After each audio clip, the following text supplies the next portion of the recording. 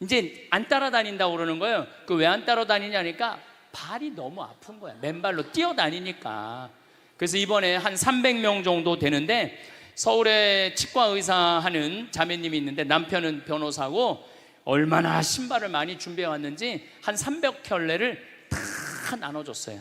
그래갖고 참 우리 가지고 있는 사람이 나누는 게 참 중요해요. 가지고 있는 사람이 나누는 게. 그래서 이 친구들 신발 주니까 너무너무 행복해 하더라고요.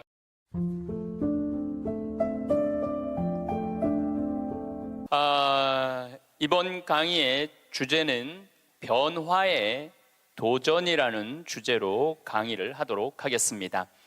지난 1000년의 발전 속도는 지난 100년의 발전 속도하고 똑같고, 지난 100년의 발전 속도는 지난 10년의 발전 속도하고 똑같고, 또 지난 10년의 발전 속도는 지난 1년의 발전 속도하고 똑같다고 그래요. 또 지난 1년의 발전 속도는 지난 3개월의 발전 속도하고 똑같다고 그래요. 그럼 과거의 1000년 동안의 변화가 지금 3개월 만에 일어나는 거죠. 제가 지난 7월 22일 날 아프리카 잠비아에 선교 봉사를 떠났습니다.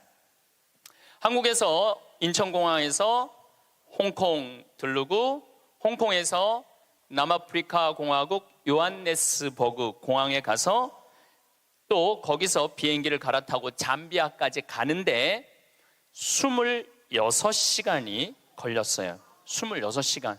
많은 분들은 이야 그러는데, 내가 만약에 1000년 전에 한국에서 잠비아를 갔다면은 1년이 걸려도 못 가요.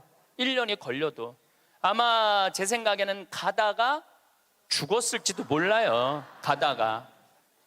그런데 그런 아프리카 잠비아를 저는 벌써 8번을 갔다 왔어요. 그러니까 8번을 갔다 왔다는 얘기는 지난 1000년 전 사람들은 상상도 못할 만큼 빠르게 산다는 거죠. 교통적인 면에서. 그리고 보름 동안 잠비아 신학교 수녀원 짓는 거 일을 하고, 그 다음이 미국 강의가 있었어요. 또 다시 잠비아에서 비행기를 타고 요한네스버그 공항에 와서 15시간 비행기를 타고 뉴욕으로 갔어요. 또 뉴욕에서 최종 목적지 LA까지 6시간 비행기를 타고 갔어요. 그것 또한 26시간이 걸렸어요. 26시간이 걸렸는데 벌써 이제 지구를 한국에서 출발해갖고 거의 3분의 2바퀴를 도는 거잖아요. 그래서 미국에서 LA, 시카고, 텍사스, 덴버, 멤피스, 최종은 다시 동부 아틀란타에 가서 강의를 하고 다시 13시간을 타고 한국으로 돌아왔어요. 지구를 한 바퀴 딱 도는데 걸리는 시간은 3일이에요. 3일. 지구를 한 바퀴 도는데 걸린 시간이 3일이에요. 1000년 전에는 지구가 그렇게 동그란지도 몰랐어요. 1000년 전에는. 돈다는 건 상상도 못했고, 아마 배 타고 많이 돌았겠죠.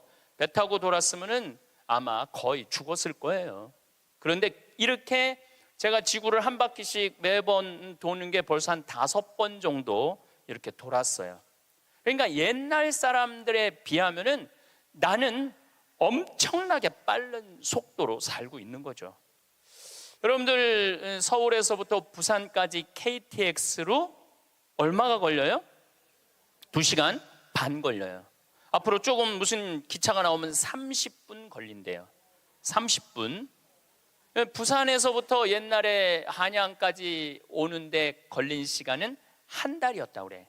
한 달. 야, 옛날에 한 달 걸리는 걸 2시간 반 만에 가는 거예요. 그런데 뭐가 그렇게 조급해갖고 1초도 못 기다리고 빵빵거리고 속력 내고 그런 거 보면은 현대인들이 엄청난 혜택을 누리고 있으면서도 많은 걸 뺏기는 것 같아요. 저는 요즘 운전을 할 때 거의 과속을 하지 않아요. 요즘은 내비게이션으로 여기 딱 찍으면은 평창에서부터 삼성산까지 2시간 반 정도 걸려요. 그러면 한 30분 전에 오면은 그냥 또 요즘 차가 좋아갖고 크루즈라는 걸 걸어놓으면 앞차하고 간격을 자기가 알아서 뭐 껴드는 차들은 다 껴줘요. 추월하겠다는 차는 다 추월하고.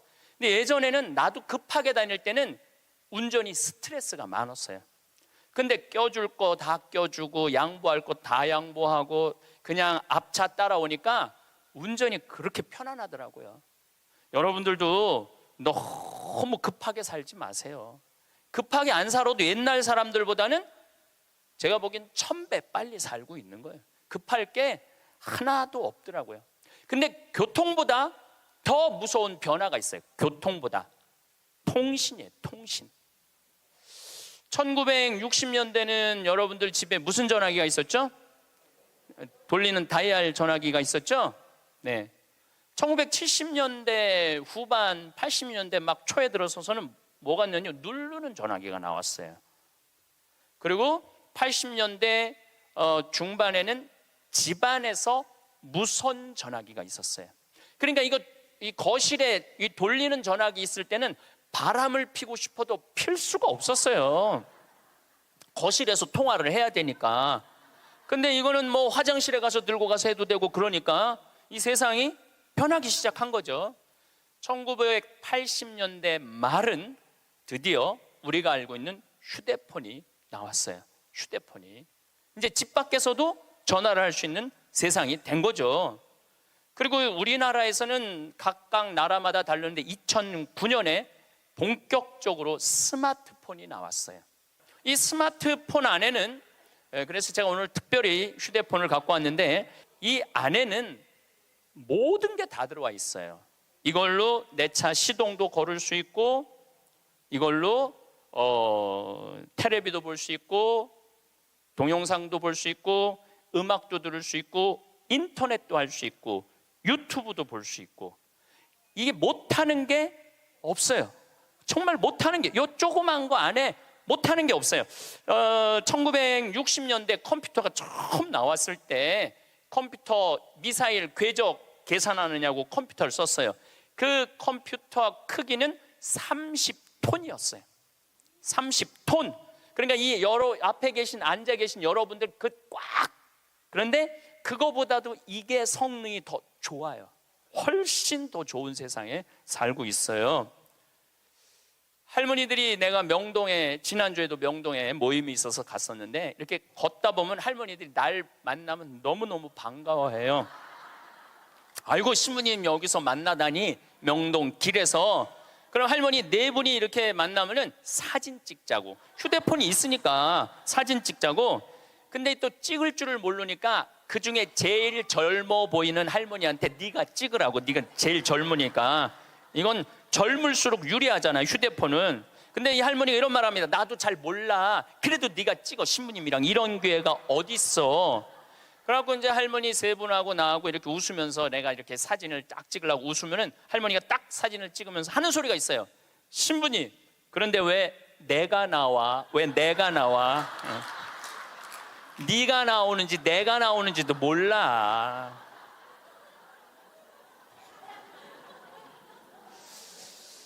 요즘 애들은 태어나면서부터 어떻게 태어나는 줄 아세요? 이러면서 태어나요. 이러면서, 태어나면서. 요즘 애들은. 그런데 1살, 2살도 그걸 보는데 지금 60대 넘어서는 할머니들은 지금 세상이 어떻게 돌아가고 있는지 모르는 거예요. 1990년대는 세계 10대 기업 중에 일본이 8개를 차지했어요. 근데 2010년에는 세계 10대 기업 중에 일본은 하나도 없어요. 하나도. 지금은 구글, 애플, 페이스북, 아마존. 근데 여기 계신 분들 중에 구글이라는 거가 있는데 그게 뭐 다 알지를 못해. 근데 구글하고 페이스북, 아마존은 텔레비전에 선전을 안 해요. 그리고 구글은 물건을 팔지 않아요. 인터넷으로만 파는데 이 기업의 가치는 700조예요. 700조. 그래갖고 이 요즘 오로지 이 휴대폰 컴퓨터가 시장이 얼마냐면 4,300조예요. 4,300조. 상상도 못할 만큼 크죠. 제가 산호세에 있는 구글 본사에를 갔었어요. 정말로 기가 막히더라고요. 왜냐하면 모든 복도에 먹을 걸 다 놔둬요. 직원들을 위해서. 그리고 거기서 자기가 중간에 뭐 일하다가 수영하고 싶으면 요만한데 물 이렇게 내려와갖고 수영도 하고 모든 식당의 밥을 다 먹을 수 있어. 근데 걔네들은 물건을 팔지 않아요. 그런데도 어마어마한 돈을 벌어요. 그게 뭐 때문이냐면 컴퓨터, 휴대폰 때문에 그래요. 세상은 너무나 많이 변하고 있죠. 제가 논문을 쓸 때 타자기로 논문을 썼어요. 근데 딱 신부가 되니까 286 컴퓨터, 386 컴퓨터, 486 컴퓨터, 586 컴퓨터, 메가 컴퓨터, 기가 컴퓨터가 나왔어요.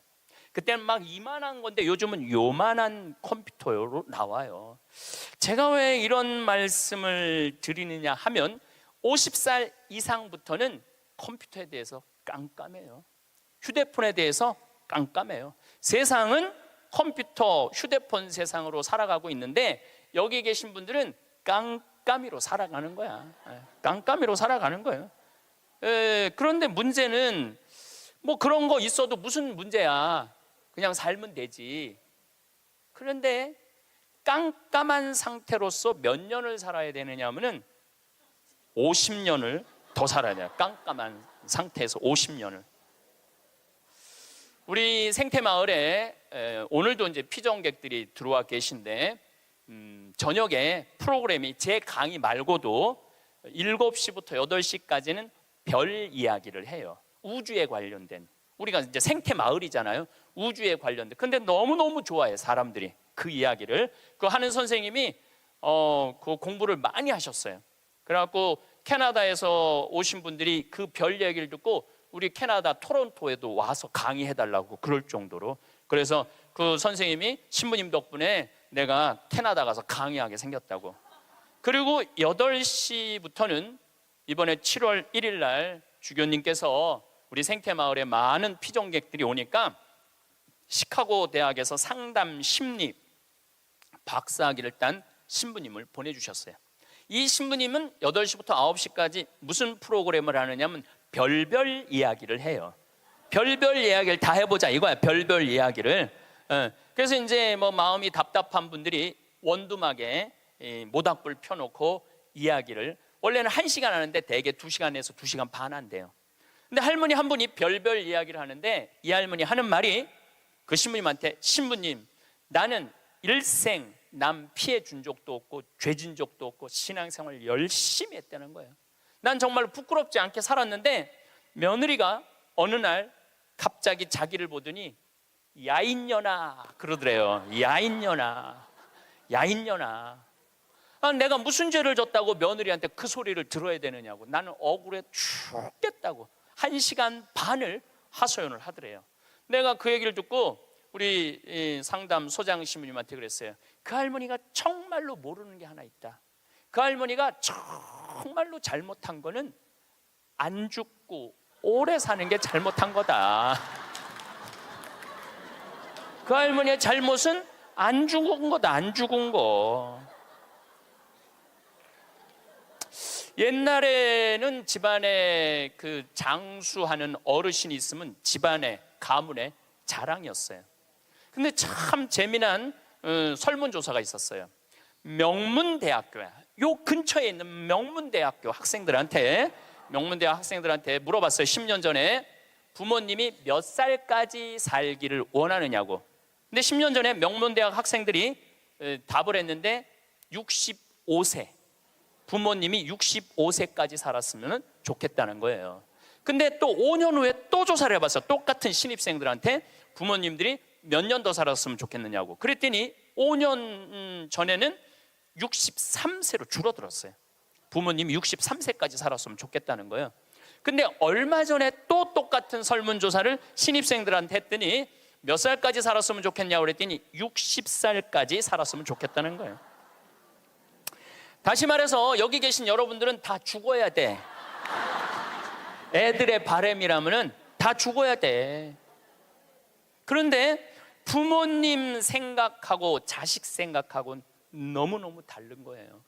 부모님은 손자도 보고 싶고 증손자도 보고 싶고, 그런데 자식들은 다 키웠고 할 일 다 했으니까 죽어라 이거예요. 죽어라.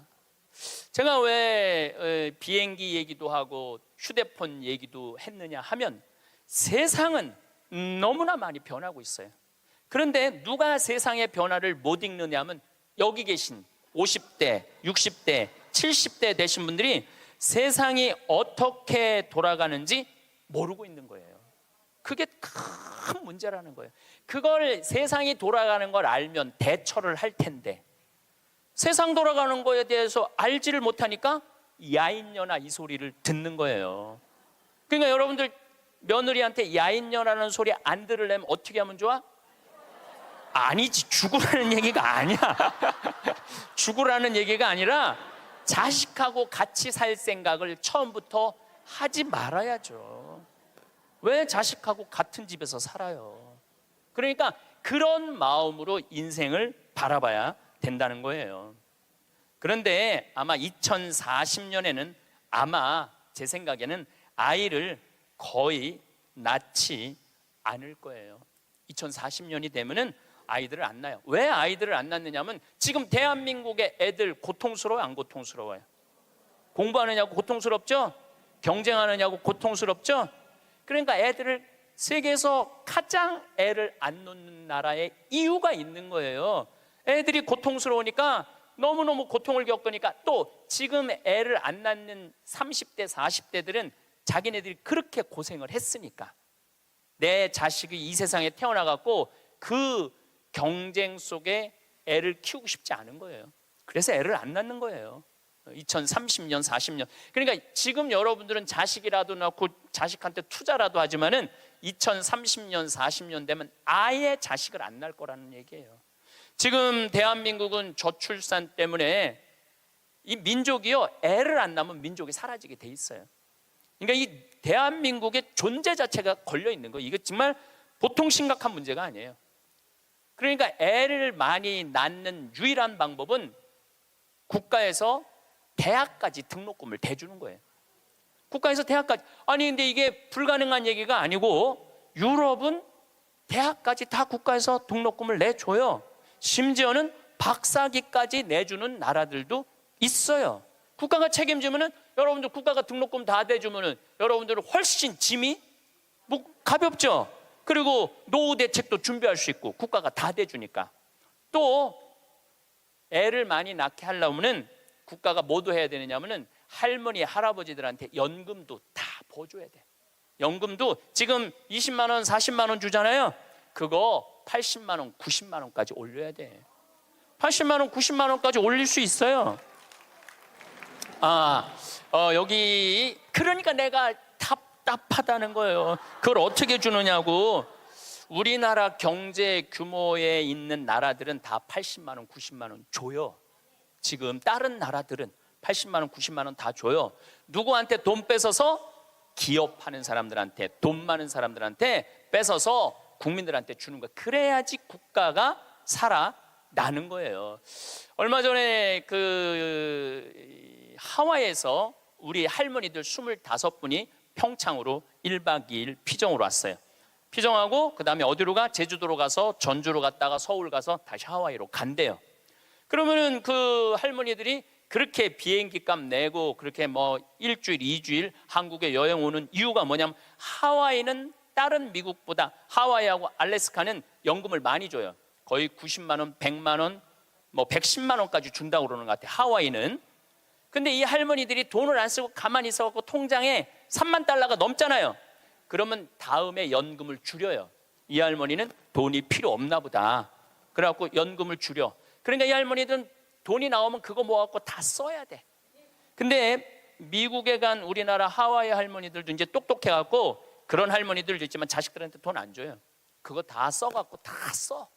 그러니까 한국도 출산율을 높이는 방법은 뭐냐 하면은 애들 등록금 다 대주고 그 다음에 할머니들 할아버지들 연금 다 대주면은 아니 애 낳으면 국가에서 등록금 대주고 그 다음에 늙으면 국가에서 용돈 주는데 애를 안 낳을 이유가 뭐가 있어? 애가 얼마나 사랑스러운데. 애기가 사랑스럽지 않아요? 아주 쉬운 일이야. 저 신부님 참 답답한 얘기하네. 돈이 어디 있어서 그런 걸 하느냐고. 여러분들, 내가 조금 전에 교도소 아주 굉장히 높은 분을 만나고 왔는데 교도소에 죄수 한 명 1년에 돌보는데 들어가는 돈이 2,500만 원이래. 2,500만 원. 일주일에 한 번씩 고기 80년대부터 나왔대.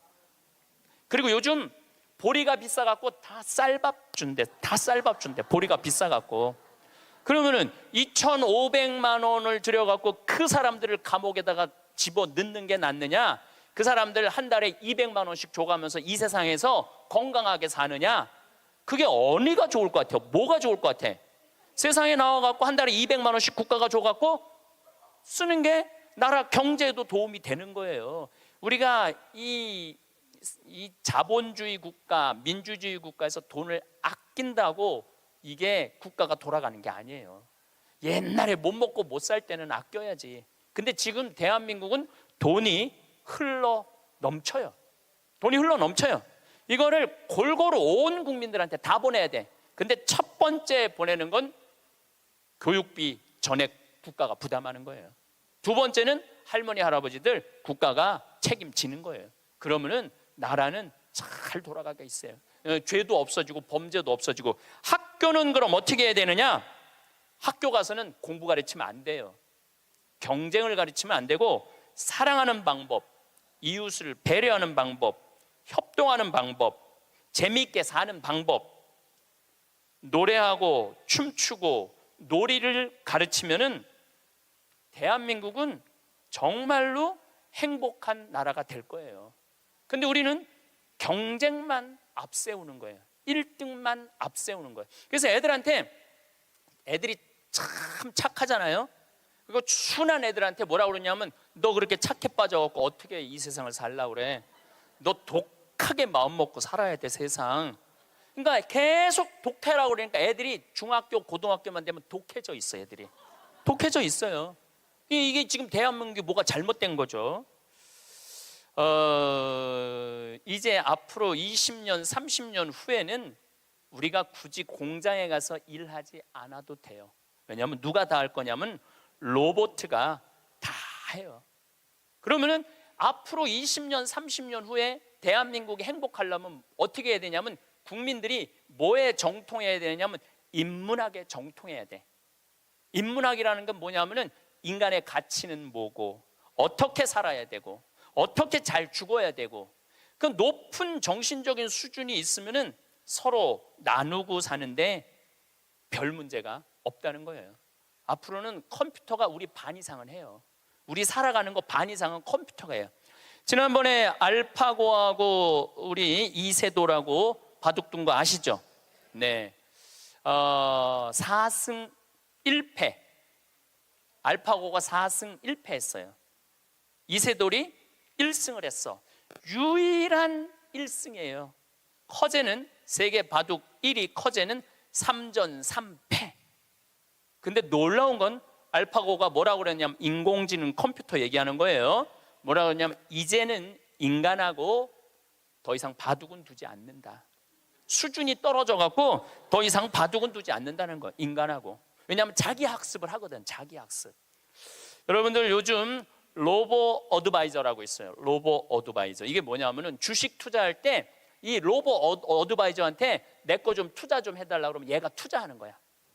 근데 이 로보 어드바이저가 투자를 하면은 평균 수익률이 3에서 5%래요. 거의 돈을 날리는 경우는 없대. 그러니까 사람이 분석하는 것보다 누가 분석하는 게 커? 로봇가 분석하는 게 큰 거예요.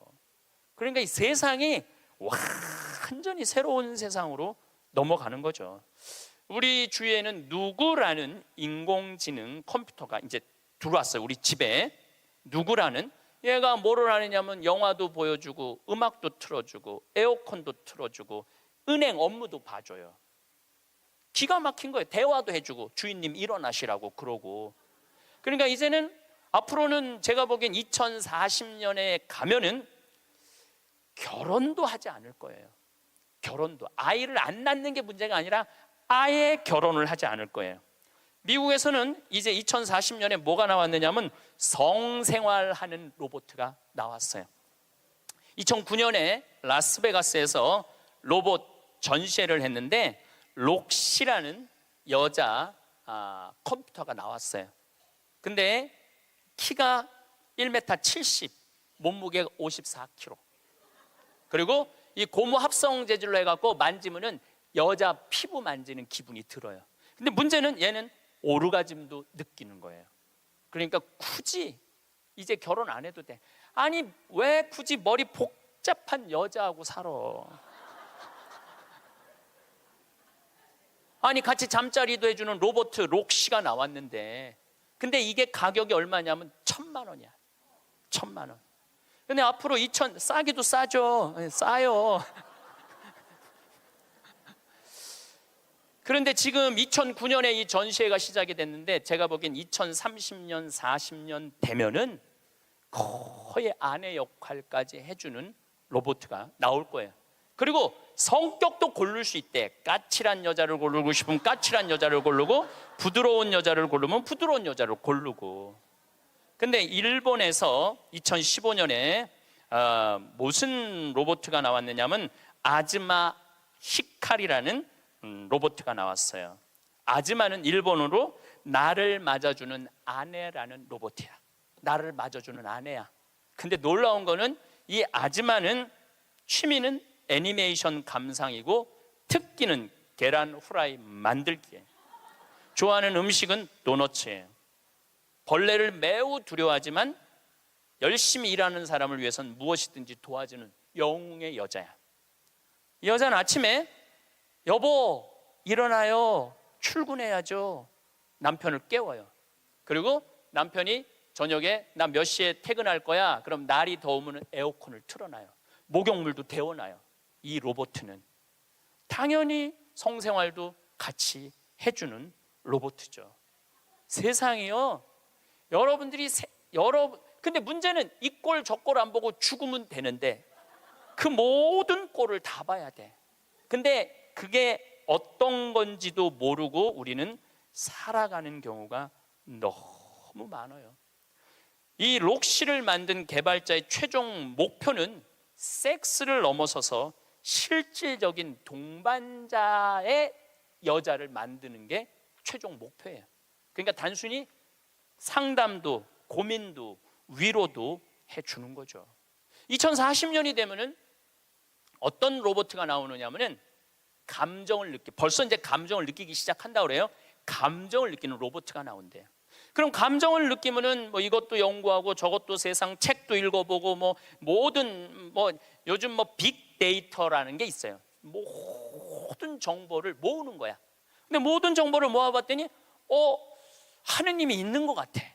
로봇가 생각해 보기엔. 그래갖고 나도 좀 세례를 받아야 되겠다. 나도 좀 신앙생활을 해야 되겠다. 그래갖고 나한테 와갖고 신부님 저 세례 좀 주세요. 저 록시가 와갖고 신부님 저 세례 받고 싶어요. 세례 줘야 돼 말아야 돼? 안 돼요? 내가 너 세례 못 줘? 그러면은 얘가 이럴 거예요. 신부님 걱정하지 마세요. 우리가 세례 주는 로봇을 만들면 돼요. 세례 주는 로봇 만들면 돼요. 이게 굉장히 복잡한 이야기인데 이게 진화의 한 과정이에요. 우리가 무슨 네안데르탈인, 무슨 호모사피엔스, 크로마뇽인, 이게 다 진화되면서 우리가 됐잖아요. 그럼 우리가 또 진화를 해갖고 그런 DNA 조작 인간, 이 DNA 조작 인간도 제가 언제 얘기를 했냐면 1997년부터 얘기했어요. 앞으로는 DNA 조작 인간이 나올 거라고. 3D 컴퓨터 얘기는 많이 들어봤죠? 네, 그게 그 3D 컴퓨터가 자가용도 찍어내고 권총도 찍어내고 다 찍어내요. 근데 뭘 찍어냈느냐면 콩팥을 찍어냈어. 콩팥을 찍어내갖고 콩팥 상한 10대 소년한테 그 콩팥을 집어넣어줬어요. 완전히 바꿔준 거죠. 콩팥을 3D 컴퓨터로. 근데 걔는 지금 거의 20살이 됐는데 레슬링 선수가 돼 있어요.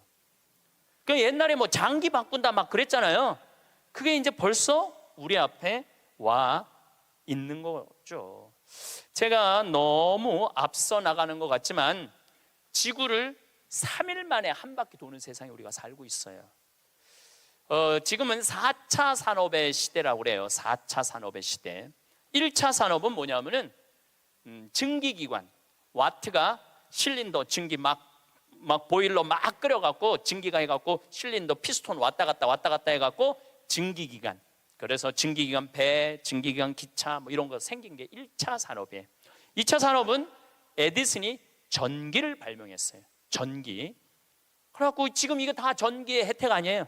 지금 우리가 전기 없으면은 한순간도 못 살 거예요. 여러분들 냉장고, 밥하는 거, 뭐 뭐든지 세탁기 다 뭘로 돌려? 전기로 돌려요. 그런데 1980년대부터 본격적으로 이제는 누구의 시대가 왔느냐면 컴퓨터 시대가 왔어요. 거기에 혁신적인 사람이 벌써 죽었지만 스티브 잡스라는 사람이에요. 이제는 컴퓨터가 이제 끝나갖고 인공지능이 와갖고 이제는 4차 산업의 시대로 접어들고 있어요. 4차 산업. 4차 산업의 시대는 우리 인간하고 DNA 조작 인간하고 그 다음에 인공지능 인간하고 공유하는 세상이 온다는 거예요. 공유하는 세상이, 완전히 새로운 세상이 펼쳐지죠. 그 며칠 전에 우리 동창신부 25주년이라 미사 같이 봉헌을 했어요. 내가 너무너무 사랑하는 동창 신부라 분당에 가갖고, 근데 또 뭐 같은 신부님이 와갖고 얘기를 하는데 자기가 오스트리아 대사가 자기를 초청해갖고 오스트리아를 갔는데 아주 시골을 갔대요. 근데 할머니 여섯이서 커피를 이렇게 찻집에서 놓고 토론을 하는데 너무너무 진지하게 토론을 하더래. 근데 뭐 말을 못 알아들으니까 그 대사한테 물어봤대요. 저 지금 무슨 토론하는 거냐고. 할머니 한 분은 철학가의 얘기를 하고, 한 할머니는 음악에 대해서 얘기하고, 한 할머니는 미술에 대해서 얘기하고, 한 할머니는 지금 이 세상에 돌아가는 정치 얘기를 토론을 몇 시간씩 하고 앉아 있다는 거예요. 근데 그거는 저는 뭐 유럽을 다닐 때도 그렇고 미국을 다닐 때도 그렇게 토론한 할머니 할아버지들이 토론하는 모습을 많이 봐요. 또 자식 손자들한테도 그 깊은 얘기를 해줘요. 근데 대한민국의 할머니들을 이렇게 가만히 생각해 보면은 그렇게 토론을 할 수 있는 할머니들이 얼마나 있을까? 이거 물어보고 싶어요. 이제 그냥 밥 먹고 살고 밥 먹고 사는 세상은 지났어요. 이제 여러분들은 텔레비에서 말하는 인문학은 그 젊은 사람들 게 아니고 배운 사람들 게 아니야. 바로 여기 계신 여러분들 거예요. 그래서 인문학 강의, 근데 사실 여기 오신 분들은 아무 문제가 없어. 강의 들으러 여기 왔잖아요. 이 긴 시간 뭔가 듣는 여러분들은 정신이 깨죠. 정신이 깨요. 근데 듣지도 않고 변화에 대해서 들여다보지 않는 분들은 참 답답한 거예요. 그 시대는 변하는데 나만 안 변해. 그 시대는 변하는데 나만 안 변하는 사람들을 내가 이번에 미국 가서 보고 왔어요. 미국에 가보니까 70년대 이민 간 분들은 70년대 한국만 생각해. 80년대 이민 간 분들은 80년대 한국만 생각해. IMF 때 쫄딱 망했을 때 이민 간 분들은 그때만 생각을 해. IMF 우리가 탈출한 지가 얼만데.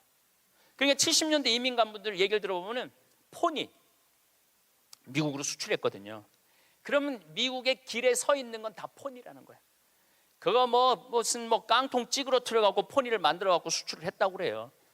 그러니까 자기는 한국차 안 산다는 거예요. 근데 폰이 만든 지가 언젠데 아직 폰이 얘기를 해. 한국에 폰이도 없는데. 그리고 내가 우리나라 차들을 타보면은요, 벤츠, BMW 부럽지 않아요. 정말로 차 잘 만들어요. 그런데 70년대 생각만 하는 거예요.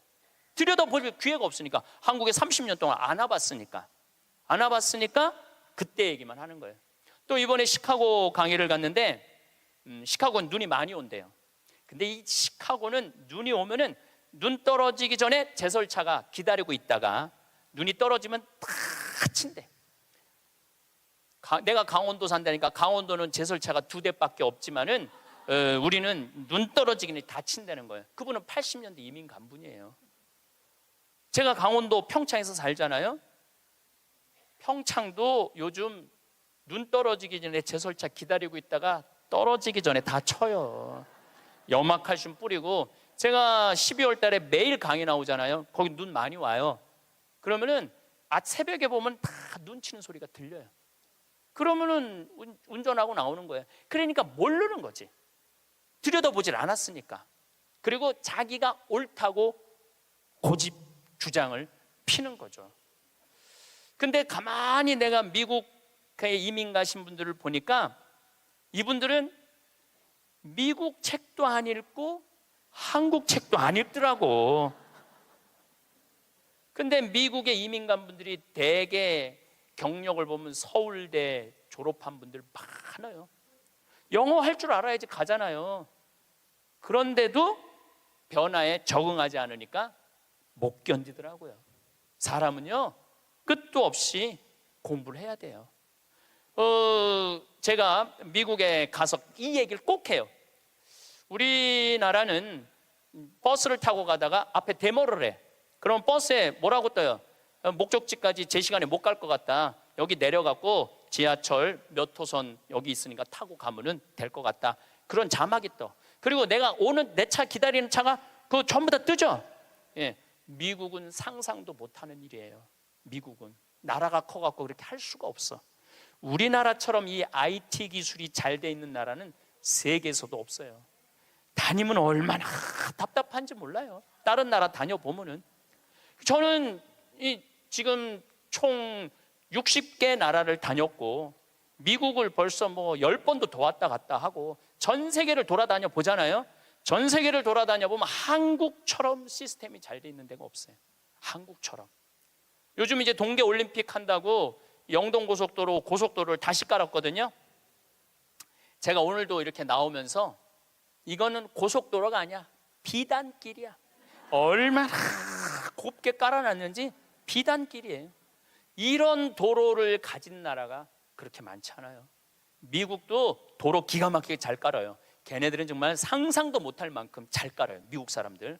그래도 이 영동고속도로만큼 비단길은 없더라고요. 우리나라가 돈도 많고 참 좋은 나라예요. 한 세대 만에 원조 받는 나라에서 원조 해주는 나라로 바뀌었어요. 이거는 전 세계에서 대한민국밖에 없어요. 지금 코트라 활동 대단해요. 또 제가 뭐 영남대학 무슨 많은 대학을 이렇게 다녀보면은 서울대학도 마찬가지고 무슨 각 대학마다 제3국에 있는 나라 학생들을 데려다가 공부를 시켜요. 그리고 석박사 과정. 그리고 공부만 시키는 게 아니야. 활동비, 생활비, 뭐 전세비 다 줘요. 그래갖고 여기서 공부하고 거기 가면은 집도 한 채 한대요. 그러니까 우리나라가 그렇게 지금 많이 도와주고 있는 나라예요. 원조 받는 나라에서 원조 해주는 나라로 바뀐 대단한 나라예요. 그리고 개발도상국 동남아시아 국가에서 가장 닮고 싶은 나라 1위는 어디냐면 대한민국이에요. 대한민국을 가장 닮고 싶어요. 그러니까 한국어를 그렇게 많이 배우는 거예요. 여기저기서 한국어를 많이 배우는 거예요. 아시아 국가 중에 민주주의도 1위예요. 미국이 민주주의 지수가 19위, 일본이 20위, 우리나라가 21위예요. 나는 내가 보기엔 미국보다 대한민국이 더 민주주의가 좋은 것 같아. 왜냐하면 경찰서에서 술 먹고 난동 부리고 의자 내던지는 나라는 대한민국밖에 없어요.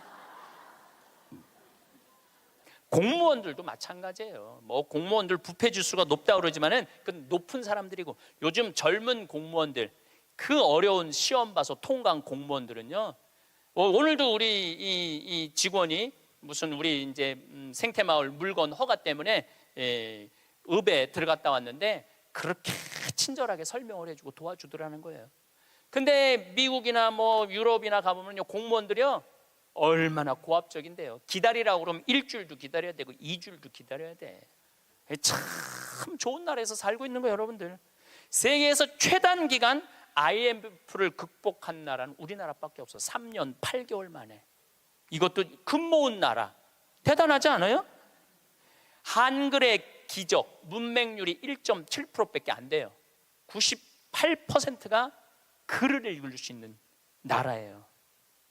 정말로 내가 보는 대한민국은 위대하고 대단한 나라야. 그래서 대한민국을 뭐라고 부르느냐면 대단해서 대한민국이라고 그러는 거야. 대단해서 대한민국이라고. 더 놀라운 건 1970년대에서부터 2010년까지 필리핀은 국민소득이 10배 증가했어요.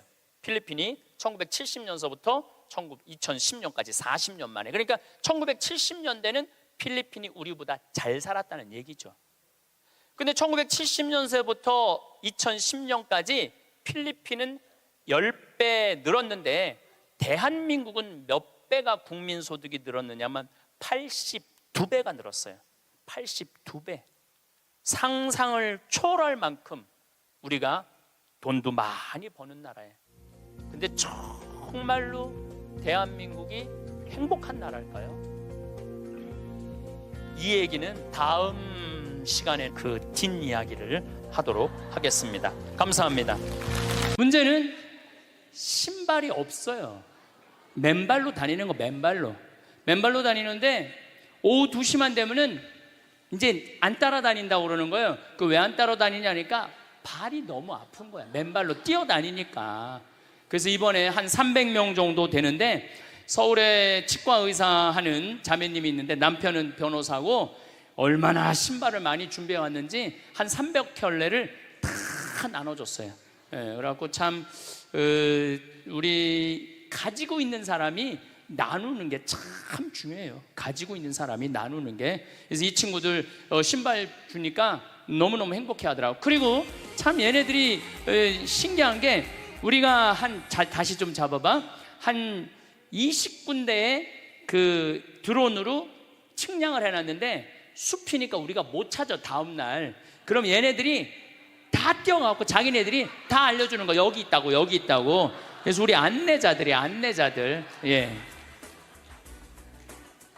저하고 김정빈 교수가 또 가는 거예요. 저렇게 다 다니면서 아이들이 알려줘요. 참 평화로운 나라예요. 평화로운 나라. 지금 하여튼 보는 건 다 우리 땅이에요. 보는 거. 그러니까 1000만 평이 얼마나 넓은지 여러분들 상상하기 쉽지 않을 거예요. 여기 이제 주교님께서 신학교 부지에다가 이제 그 한가운데다가 또 쓰는 거예요. 세인트 베네딕투스 세미나리움이라고 제 본명으로 신학교를 짓겠다고 그래서 내가 그러지 말라고 Don't do this 제가 주교님한테. 근데 주교님 계속 쓰시는 거예요.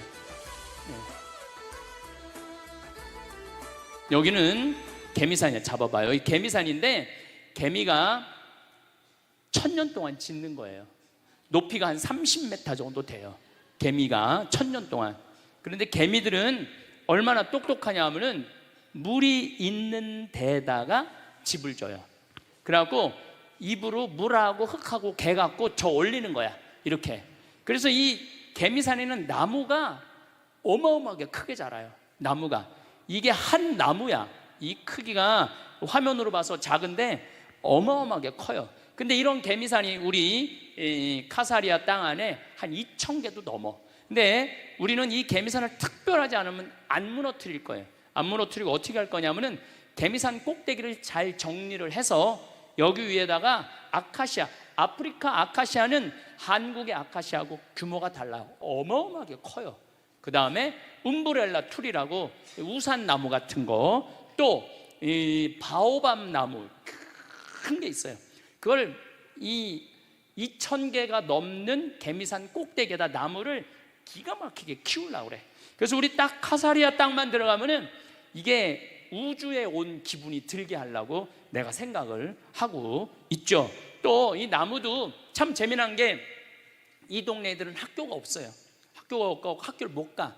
그래서 이 한 가정에 400그루는지 500그루를 키우게 할 거야. 여긴 유칼립투스 나무, 소나무, 움브렐라 트리, 아카시아, 자카란다 나무, 말도 할 수 없는 많은 나무들을 400개 내지 500개가 한 가족이 키우게 하려고 그래. 한 500그루 요 가족, 여기 500그루, 소나무 500그루 요 가족. 그래갖고 하나에 1과차씩 줄 거예요.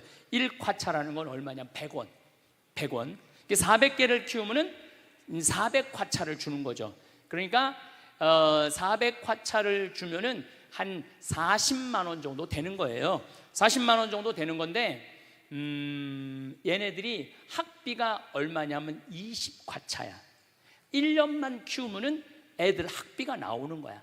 그래서 나무도 그냥 저기 키우라고 그러면 안 돼. 장학금 나무로 이렇게 해갖고 현재 그런 계획을 갖고 있어요. 그래서 그 1000만 평 전체 아프리카의 모든 나무들을 잘 키워서 거기만 가도 이 숲 치유가 자동적으로 될 수 있는 프로젝트를 지금 진행 중에 있어요. 이게 국가, 잠깐 잡아봐요. 참 하느님한테 감사드리는 거는 이게 국가 도로야. 그런데 중국 아이들이 와갖고 구리 실는 차들이 다녀갖고 도로를 다 망가뜨렸어. 그래갖고 비만 오시면은 진흙탕이 돼. 그리고 국가도로인데 아예 차가 안 다녀요. 차가 안 다녀. 근데 이번에 대통령께서 요 길, 요 무프리나라부터 은돌라까지 대통령이 길을 깔아줘요. 우리 땅이 있는데 길을 깔아줘. 그리고 더 기가 막힌 거는 국제공항이 굉장히 멀리 있었는데 우리 30분 거리로 우리 카사리아로 국제공항이 옮겨져요. 그래서 여러분들 피정 이제 가면은 비행기에서 내리자마자 바로 우리 이코시티 카사리아로 연결이 돼요. 그래서 대통령께서 신학교 기공식 때 꼭 오시겠다고 거기에 한국에서 오신 그 황 신부님 꼭 오시라고 그때 만나자고 그래갖고 제가 이 스케줄이 바쁜 와중에도 꼭 이틀이라도 갔다 오려고 지금 마음을 먹고 있죠.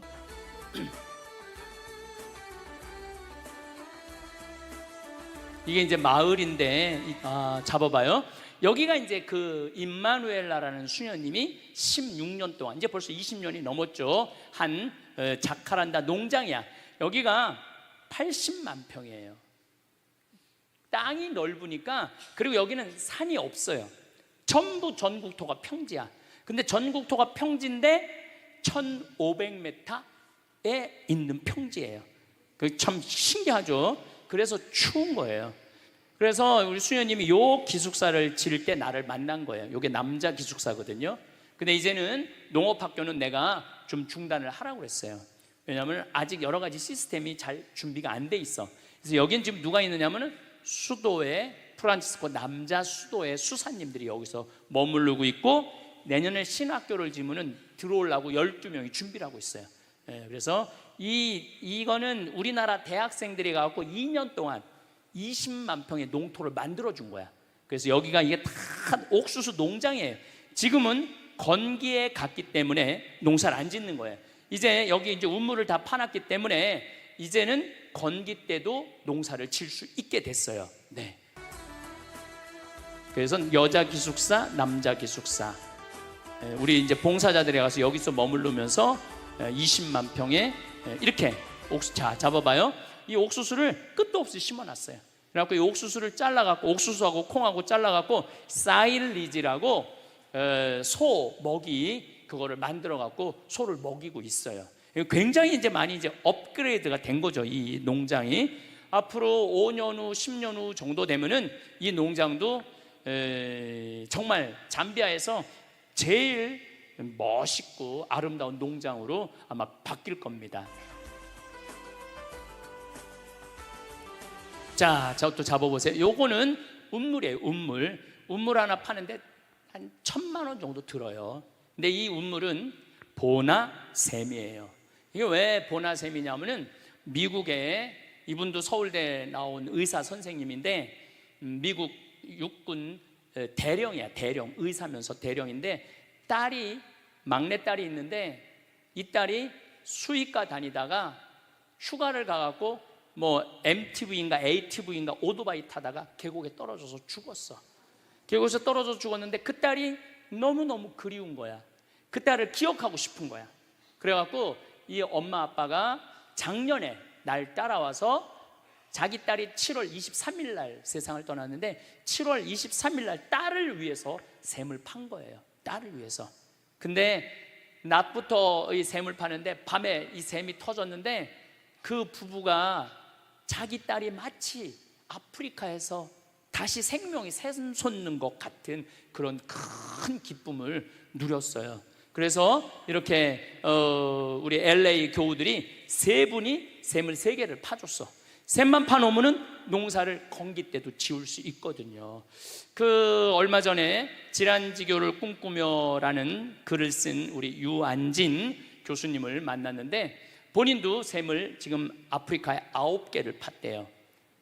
아버지 거, 어머니 거, 시아버지 거, 시어머니 거 이렇게 의미 있는 샘들을 많이 파더라고요. 여러분들도 정말로 이제는 내가 뭔가 세상에 나누고 싶은 분들, 이런 분들은 의미를 두고 지금 샘 파달라고 나한테 연락 오는 데가 너무너무 많아요. 예. 그래서 물론 잠비아뿐만 아니라 인도 뭐 이런 데도 많거든요. 왜냐하면은 웬만하게 나무가 있으면은 한 50m, 100m만 내려가면 물을 끌어올릴 수 있거든요. 그래서 요 아주 본화의 샘이에요. 이게 다 농토예요. 이건 성당이에요. 이 나무들이 10년 정도 자란 거래요. 근데도 이렇게 커요. 자, 요거는 라파엘의 집, 이건 미카엘의 집이에요. 여기가 카와베라는 빈민가인데 25,000명이 살아요. 근데 에이즈 환자가 1,600명이야. 에이즈 환자가. 예. 우리가 여기를 가는 거예요. 매년 여기를 가는데 재작년에 수녀님이 여기 담당하는 마들렌이라는 수녀님이 의사 수녀님인데 수녀님이 나한테 울면서 그러는 거예요. 신부님, 그 카사리아의 10,000평 일도 중요하지만은 여기 아이들이 걸려서 나오는 애들이 있어요. 왜냐하면은 이게 못 먹으니까 바보들이 많아요. 여러분들 어렸을 때 영양이 부족하면 바보가 돼요. 1996년, 97년에 북한이 대기근이 왔어요. 그때 너무나 많은 애들이 굶어갖고 걔네들이 지금 20살 정도 된 애들인데 그렇게 바보가 많대요. 지금 수업을 못 따라간대. 영양분이 없어갖고. 근데 이제 이렇게 못 먹으니까 이 카와바에 25,000명 중에 여자애들 중에 바보 애들이 있어. 그 바보 애들이 있으면 동네 남자애들이 이놈도 건드리고 저놈도 건드리는 거야. 그러니까 뭐가 걸리냐면 에이즈에 걸리는 거야. 에이즈에 걸리면은 애들이 임신을 할 거 아니에요. 그럼 태어나면 에이즈에 걸려서 태어나는 애들이 있는 거야. 근데 문제는 보통 애들이 태어나면은 할머니 할아버지가 거두는데 거기도 자기네들이 에이즈 걸리는 걸 굉장히 부끄럽게 생각을 해요. 아예 거두질 않아. 그래서 그런 고아 에이즈 걸린 애들이 25명이 있다는 거야. 수녀님이 눈물을 흘리면서 그 아이들을 위한 집을 져달라는 거예요. 또 내가 마음이 약하니까 어떻게 또 져줬죠. 이 1억 5천을 들여서 여기에 내가 아까 지난 강의 때 말씀드렸지만 우리 아버님 돌아가셨을 때 조의금 여기다가 보내갖고 함께 짓는데 함께 했어요. 이거 굉장히 의미가 있잖아요. 그래서 난 이 집을 갈 때마다 참 좋더라고. 시설도 굉장히 좋고 여기는 미카엘의 집이야. 여기에 고아 아이들이 잠비아는 고아가 없어요. 왜 고아가 없느냐면은 그냥 그 집에서 태어나면 할머니 할아버지든 이모든 삼촌이 다 키워. 그런데 그런 집일수록 참 애들이 힘들게 살아요. 그러니까 얘네들 밥을 못 먹어. 그러니까 여기 한 150명이 와서 밥을 먹고 또 여기서 한 20-30명이 머무르는 미카엘의 집이에요. 그래서 여기서 지금 우리가 이 수녀님이 참 너무너무 예쁘장한 수녀님인데 나무를 그렇게 잘 키워.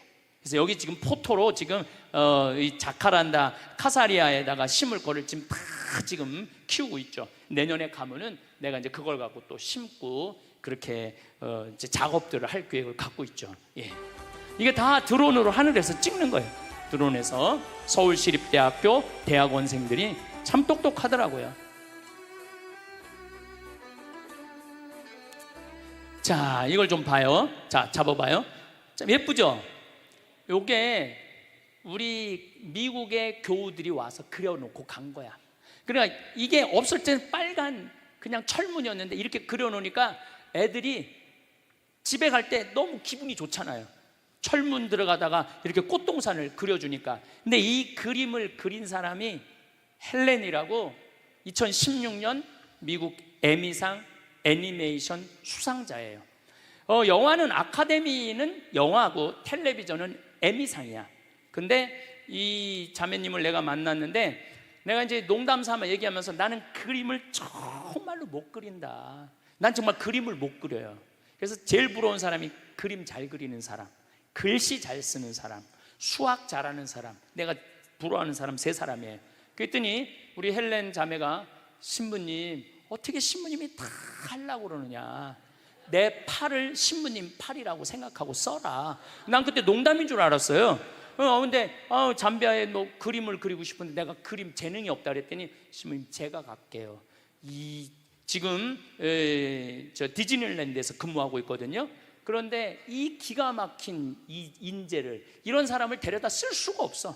근데 본인이 비행기 값 다 내고 페인트 값 다 내고 와서 여기 그림 싹 자기 휴가 다 내서 가고, 올해는 남편이 또 회계사인데 기가 막혀. 이 남편도 그 나한테 갈 때마다 $2,000, $3,000를 모아서 줘요. 신부님 이거 내가 아프리카에 봉헌하려고 따로 회사, 이 유대인 회사를 다니는데 따로 아르바이트 해갖고 모은 돈이래. 그래서 가족이 와갖고 이렇게 그림을 그려주니까 동네가 달라져. 고아원이 아니야.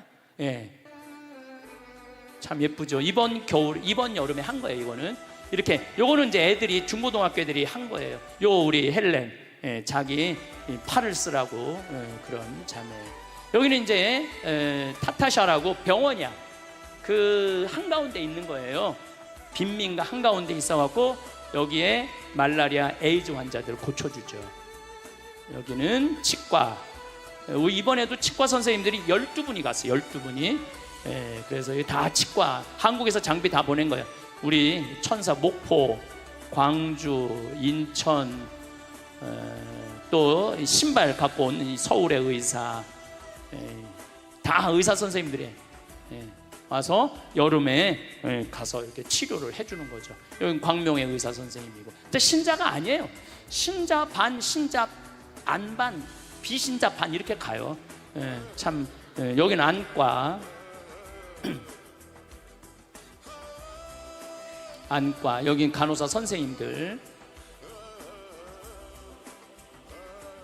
병원이 얼마나 깨끗한지 몰라요. 병원만은 환자들이 이렇게 기다리고. 이거는 아니에스라고 부산, 대구 가톨릭 수간호사 선생님인데 이제 내년에 은퇴하면은 잠비아에 와서 아예 사신대요.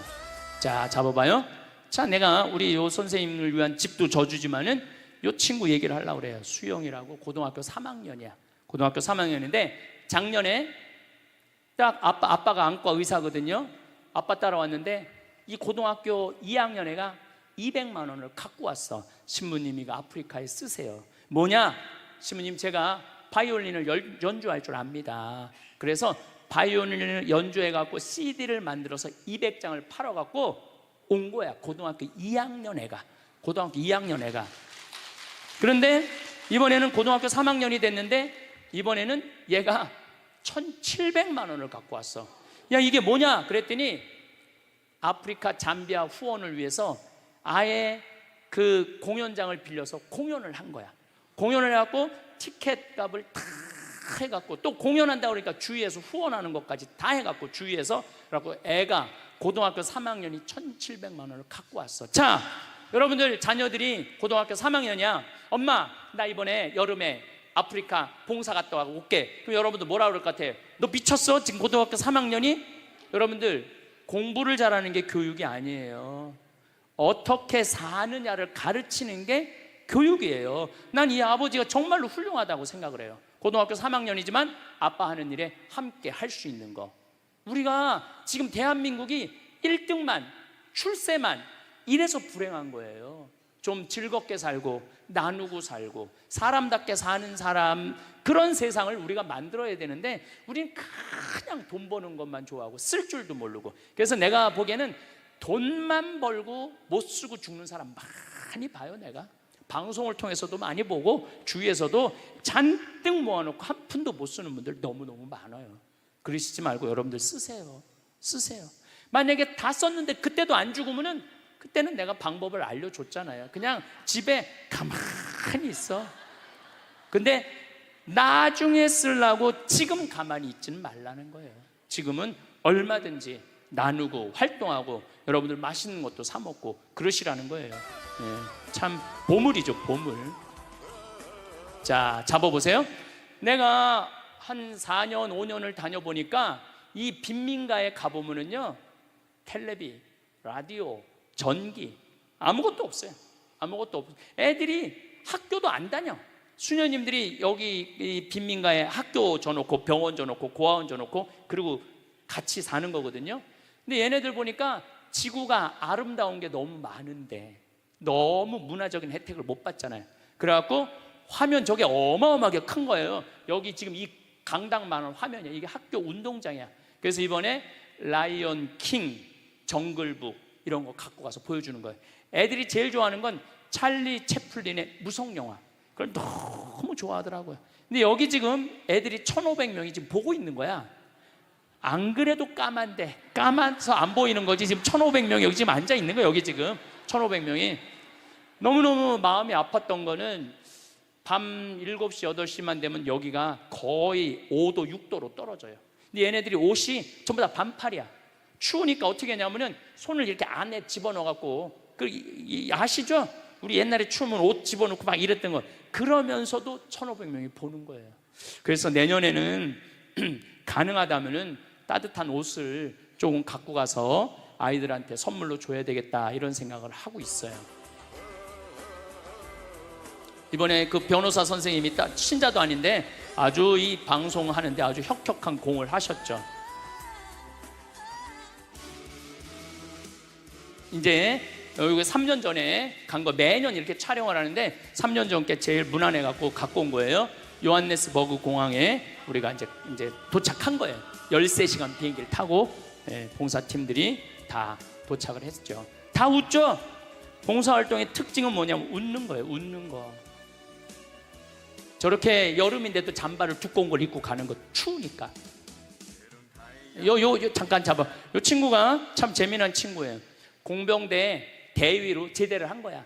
근데 이제 제대를 해갖고 막 놀으려고 하는데 제대하기 전에 엄마가 아프리카 잠비아에 신청을 해놓은 거야. 그래갖고 그냥 제대하자마자 얼떨결에 따라온 대위에 대위. 이번에 아주 집 짓는데 아주 일을 많이 했죠. 이 요하네스버그 공항, 이분은 천주교 신자가 아니에요. 근데 지금 4년째 열심히, 어젯밤에도 의사들 모임을 했는데 새벽 1시에 나한테 전화해갖고 신부님 내년에도 갈게요. 그리고 동영상으로 통화를 했어요. 한국에서 먹을 걸 다 보내요. 한국에서 여기 계신 분들 중에 이런 분들이 있을 거예요. 신부님, 저는 재주가 하나도 없어요. 의술도 없고 할 줄 아는 거 하나도 없어요. 나도 봉사하고 싶은데. 왜 할 줄 아는 게 없어요? 밥 해야지. 밥. 왜냐하면 보통 80에서 100명 정도 가면은 10명은 밥을 해야 돼요. 그래갖고 이분들은 새벽 한 5시쯤 일어나갖고 음식을 다 해요. 그래갖고 7시에 미사 끝나고 이제 8시에 밥 먹고, 의사 선생님들은 병원에 가고 대학생들은 농장에 가고 봉사활동 할 때 또 그 밥 해주고 난 다음에 병원에 쫓아가고 또 밥 해주고 그거 하고 또 저녁에 와서 얼마나 일이 많은지 몰라요. 그리고 여기는 모든 게 다 자라.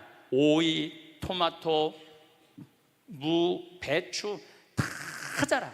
그래서 여기 있는 분들 중에 농사 질 줄 아는 분들은 정말로 신바람 나게 할 수 있어요. 아들하고, 대학생 아들하고 같이 온 엄마예요. 이렇게 양배추도 이렇게 아주 튼실하죠. 무가 이렇게 커요. 깍두기 같은 거 담아 놓으면 고춧가루는 우리 생태마을에서 보내니까 이렇게 밥을 먹는 거예요. 3년 전에는 닭장을 줘줬어요. 6,000마리 정도 할 수 있는. 겨울에, 그러니까 거기 겨울에 추우니까 대학생들이 가서 농장 목책 쳐주는 일을 했죠. 할 일이 무궁무진해요. 대학생들이 이렇게 다 하는 거예요. 저렇게 목책을.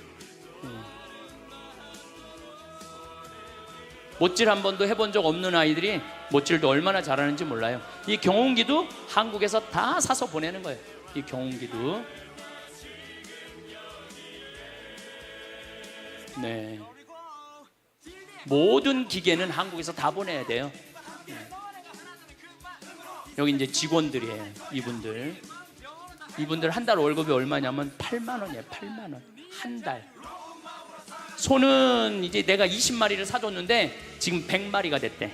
소는 많이 됐죠.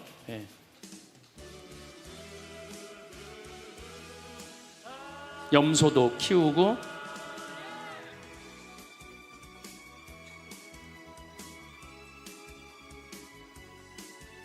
아이들이 이제 닭장을 이제 짓는 거예요. 대학생 아이들, 또 그 공병대 대위 출신이 이렇게 해서 닭장을 줘줬죠.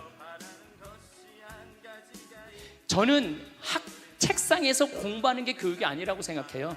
저렇게 움직이고 못질하고 저게 바로 교육이에요. 여대생들도 얼마나 잘 못질을 잘해요. 저렇게 저거를 그냥 책상에만 앉아갖고 그냥.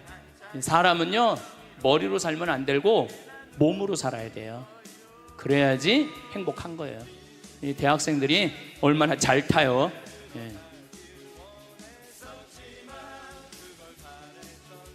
저렇게 살아야지 행복한 거예요.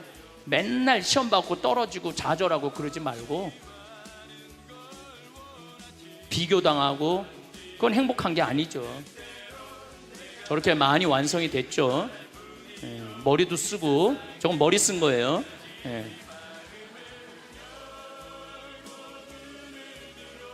이렇게 해서 닭장이 완성이 된 거예요.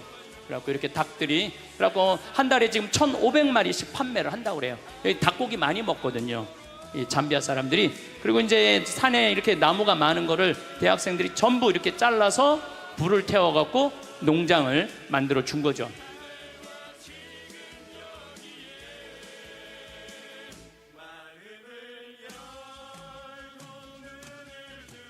이 동영상도 대학생들이 직접 만드는 거예요. 자, 잠깐 잡아보세요. 자, 많은 분들이 그 수녀님이 얼마나 이쁘기에 신부님이 돈을 100억씩이나 쏟아 넣어가면서 정성을 쏟느냐고. 이쁘지 않아요, 이 수녀님. 마음이 예쁘고 삶이 예쁜 거죠. 그래서 여기 평창 군수님 사일리지 해주러 나하고 같이 가서 이 농장에서 너무 신이 나갖고 이렇게 사진을 찍은 거예요. 이수녀님, 이수녀님 때문에 연결이 된 거예요. 돼지는 한 140마리 정도 지금 키우고 있죠. 피정 오시면 이 돼지고기 먹는 거예요. 그 염소고기 먹고 소고기 먹고. 그럼 뭐 풀 안 먹어요. 자, 요게 지금 잡아봐요.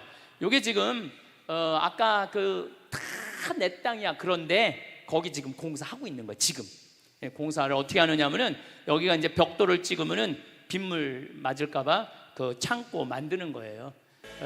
여기 나무, 그 많던 나무들 다 잘라갖고, 이 포크레인도 우리 교우들이 보내줘갖고 산 돈이에요. 그 돈으로 포크레인 이번에 또 한 대 더 샀어요. 포크레인. 이게 뿌리가 너무 깊어갖고 뿌리 캐내는데 굉장히 시간을 많이 보냈죠. 그래서 잡아봐요. 여기 이제 수녀원 자리가 들어올 거예요. 그리고 나무는 다시, 내가 이번에 아프리카에서 아프리카 나무 책을 이만큼 사갖고 왔어요. 그래서 그 다 묘목 구해갖고 이 수녀원에 아주 예쁘게 다시 데코레이션을 할 계획을 갖고 있어요.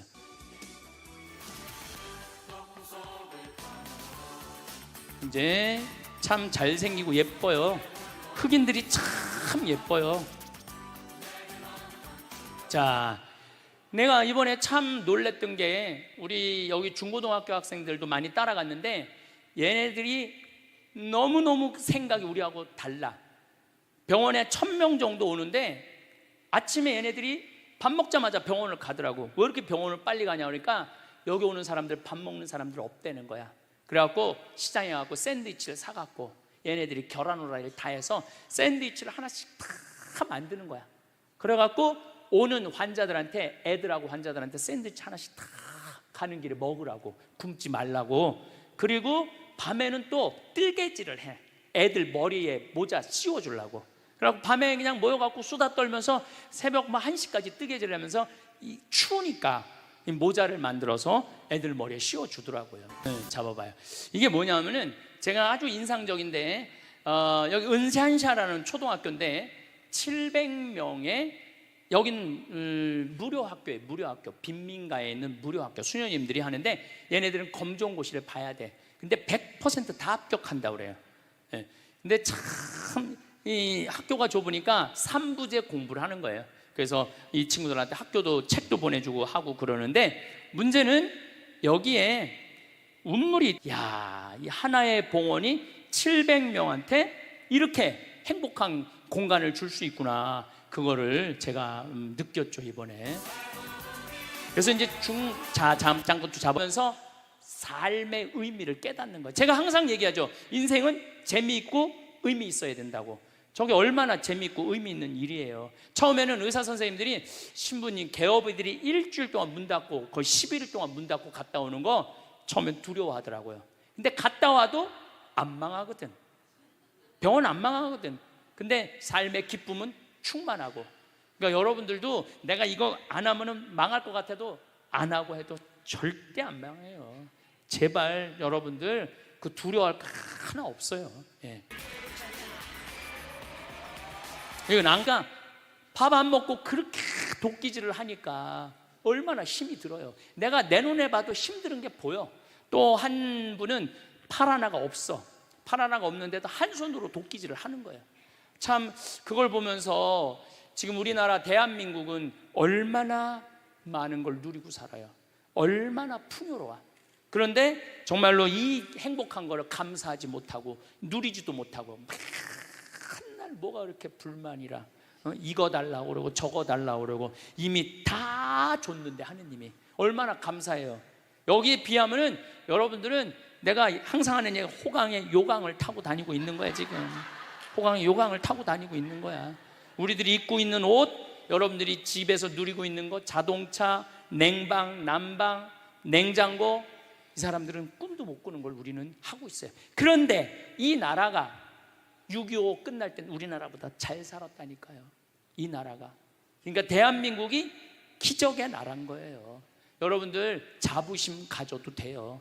내가 대한민국 국민이라는 거 자부심 가져도 되고, 이 나라 일으킨 우리 할머니 할아버지들 대단한 분들이에요. 이 나라 일으킨 할머니 할아버지들 대단한 분들이에요. 근데 나라만 일으켜 놓고 우리끼리만 서로 나쁜 짓 하면 그건 안 된다는 거예요. 우리가 이 힘을 가지고 어떻게 해야 돼? 어려운 사람들한테 나눠주는 그런 문화가 필요한 거예요. 그래서 참 짠하더라고요. 근데 여기 돼지가 한 마리에 얼마냐면 8만 원이야. 8만 원. 큰 거 한 마리가 8만 원이야.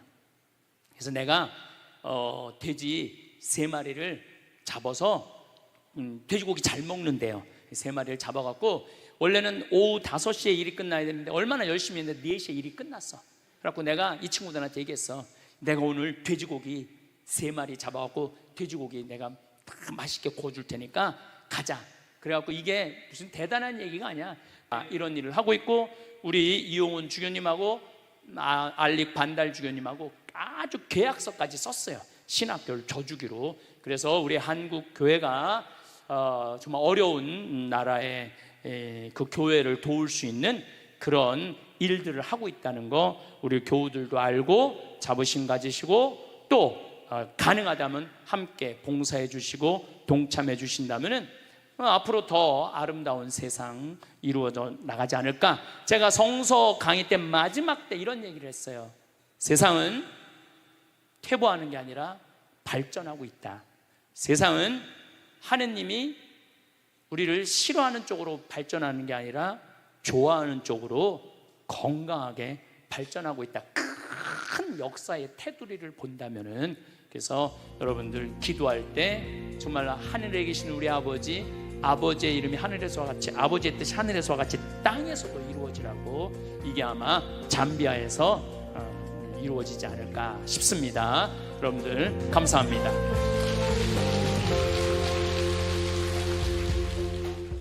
좋은 열매를 맺는 말 씨를 뿌리느냐, 아니면은 상대방 기분 나쁘게 하는 말투를 던지느냐, 이 이야기를 3주에 걸쳐서 이야기를 나누고 있습니다.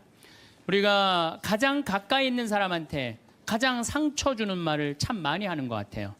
그래서 여러분들 부부끼리 서로 기분 나쁠 때가 있어요. 기분 나쁠 때 있잖아요. 예. 그럴 때 이렇게 뭐 감정적으로 생각하거나 극단적으로 생각할 필요가 없을 것 같아요.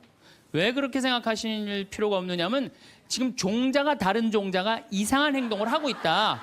이렇게 생각하면 좀 마음이 좀 편안해요. 저 사람이 날 미워해서 그러는 게 아니다. 더욱이 여성이라는 이 성은, 제가 남성이기 때문에 그런 걸 많이 느껴요. 여성은 참 신비한 존재. 여자는요, 생리를 하고 난 다음에 1일부터 18일까지 점점 기분이 좋아진대요. 점점 18일서부터 21일 사이까지는 기분이 최고래요. 최고. 네. 최고인데 21일부터 기분이 나빠지기 시작해. 생리할 때 되면 완전히 그 여자가 아니야. 원래 생각했던 그 여자가 아니야.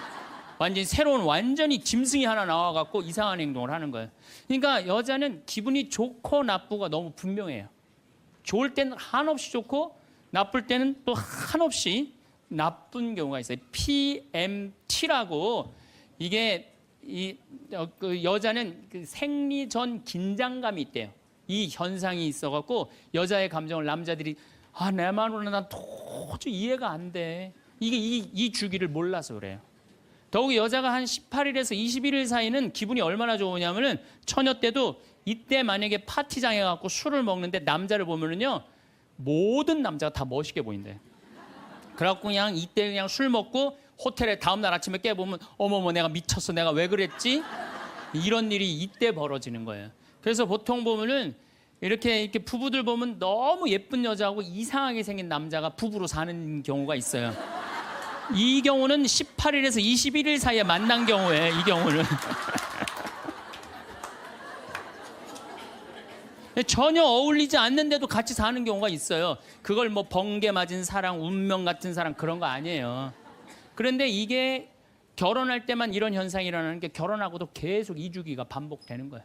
그러니까 남자들도 이걸 이해를 못하니까 답답한 거. 저 여자가 왜 저러나, 느닷없이 왜 신경질을 부리지? 또 느닷없이 너무너무 잘하고. 이런 주기, 본인들도 아마 그런 주기에 대한 인식이 있으실 거예요. 인간이라는 게 그렇게 복잡한 것 같아. 근데 옛날에는 이렇게 복잡해도 몰라도 됐어요. 그냥 참고 살고 그냥 견디고 살고, 성당에서 십자가 생각하고 참으라고 그러면은 그냥 참고. 그리고 옛날에 제가 20년 전만 해도 뭐 신부님 남편이 때려요, 뭐 남편이 바람 펴요, 그러면 저도 그랬어요. 참고 살으라고. 왜 참고 살? 좀만 참으면 죽으니까 그냥. 죽으니까 참고 살라고 그랬어요. 그 옛날엔 더 했죠. 그 옛날에는 뭐 100년 전, 200년 전에는 참고 살면 둘 중에 하나 아무나 빨리 죽으니까 그냥. 근데 요즘은요, 한 40살 된 사람이 남편이 때려요, 바람 펴요, 빚만 만들어놔 이러면요, 참고 살라고 얘기하기가 참 두려워요. 왜냐하면 참고 100년을 더 살아야 되는데 그거는 또 다른 형벌이거든요. 그러니까 여러분들도 이제는 남자라는 이 동물을, 짐승을, 종자를 이해를 하셔야 돼요. 남편을 이해하라는 게 아니에요. 남자가 생겨먹은 게 어떻고, 또 여기 있는 우리 형제님들은 여자가 생겨먹은 게 그러면 훨씬 좀 덜 싸울 거예요. 덜 크크크 치치치 카카카 된다니까. 그런데 이제 부부끼리도 서로에 대한 이해가 필요하지만은 여러분들 자녀에 대한 이해가 필요합니다. 자녀를 이해하셔야 돼요. 그리고 자녀하고 대화를 해야 돼요. 자녀하고 대화를 해야 되는데 우리나라 엄마들은 참 편안하게 교육해요. 딱 한마디만 하면 되니까 공부해. 이건 절대 교육이 아니에요. 절대 교육이 아니에요. 작년 3월 13일 날 고등학교 3학년 남자아이가 엄마를 죽였어요. 목으로 칼을 찔러서. 그런데 얘가 전국 4천등 하는 아이였대요. 모의고사에. 전국. 근데 엄마는 전국 1등 하라고 그래요. 전국 1등. 나는 전교 1등은 들어봤어도 전국 1등은 처음 들어봤어요. 전국. 자식한테 전국 1등을 하라고 강요한 엄마는 처음 들어봤어요. 근데 얘는 전국 4천등이면요 서울대 들어가요. 왜냐면 1년에 서울대 4,000명 정도 뽑거든요. 4,000명 정도 뽑으면 뭐 카이스트, 경찰대 뭐 이런 데 다 빠지면은요. 서울대 들어가고도 남아요. 그런데 얘는 전국 63등으로 고친 거야. 63등인지 62등인지. 내가 고등학교 때 반에서 받은 등수야 이거야. 고등학교. 그런데 엄마가 이 성적표를 받아보고 아이를 야구방망이 골프채로 8시간을 두들겨 팼다는 거예요. 엄마가 전국 1등 하라고 그랬더니 왜 전국 62등 하느냐. 근데 3월 14일이 무슨 날이냐면 학부용 진학 상담하는 날이야. 얘는 전국 62등도 8시간 두들겨 맞았는데 이거 전국 4,000등 걸리면은 나는 죽는다. 그래갖고 엄마를 미리 죽인 거예요. 얘 지금 감옥에 가 있어요. 1차 재판 끝났어요. 3년형인가 지금 나왔어요. 나는 얘는 엄마를 죽였다고 생각하지 않아요. 시험 감독관을 죽인 거예요. 시험 감독관을. 근데 우리는 자녀들한테 공부하라는, 왜 공부해야 되는지, 인생에 대한 철학, 삶의 진리 이런 얘기 전혀 하지 않아요. 그냥 무조건 공부하라. 무조건 공부하라 그래. 그러니까 애들이 왜 공부해야 되는지도 모르고 부모가 하라고 그러니까 지겨워도 하는 거예요. 그러니까 부모가 지겨운 거예요. 부모가 지겹고 부모하고 말을 섞기 싫고. 여러분들 맨날 초등학교 이제 한 5학년만 되면은 남편이 맨날 술 먹고 들어와. 남편이 요즘 경기가 안 좋아갖고 400만 원을 벌어야 되는데 150만 원밖에 못 벌어. 400만 원을 벌었는데 150만 원밖에 못 벌어. 그래갖고 남편이 걱정이 돼갖고 맨날 술을 먹고 들어와요. 그러면은 엄마가 한다는 소리가 그래요. 지겨워 죽겠어. 뭐하러 나하고 결혼했어. 술하고 결혼하지. 내가 이혼을 하든가 말든가 해야지. 아빠는 맨날 술 먹고 들어오고. 초등학교 5학년만 되면은 여자의 초등학교 5학년 애들 눈치가 빨라요. 아, 우리 집이 지금 심각하구나. 엄마 아빠가 곧 이혼하면 나는 엄마하고 살아야 될까 아빠하고 살아야 될까 고민해요. 아빠가 밤 10시에 술이 취해갖고 들어왔어. 그래도 딸이라고 아빠 들어왔냐고. 아빠 오셨어요? 아빠가 한다는 소리가 우리 딸 이리 와. 아빠가 안아줄게. 걱정하지 말고 넌 들어가서 공부해. 이 아빠가 다 알아서 할게. 아니 엄마는 이혼한다는데 뭘 다 알아서 한다는 거야. 근데 엄마는 지겨워 죽겠어. 내가 이혼하든지 말든지 이런 소리 하면요. 얘는 마음 잡고 공부 못합니다. 공부하란다고 공부하는 게 아니거든요. 정말 지혜로운 엄마는 어떤 엄마인 줄 알아요? 남편 술 취해갖고 들어오면은 방에다 뉘어놓고 근심 어린 얼굴로 쳐다보는 초등학교 5학년 딸아, 아빠가 맨날 술 먹고 들어오니까 걱정되지? 엄마 나 걱정돼. 아빠가 왜 저래 조금? 사실은 아빠가 요즘 경제가 좀 어렵지 않니? 너도 알다시피 지금 유럽의 그리스 사태 터졌잖아. 그리고 이란 핵무기 때문에 지금 석유값이 자꾸 올라가고 있어. 그리고 미국은 리먼 브라더스 경제 위기가 왔잖아.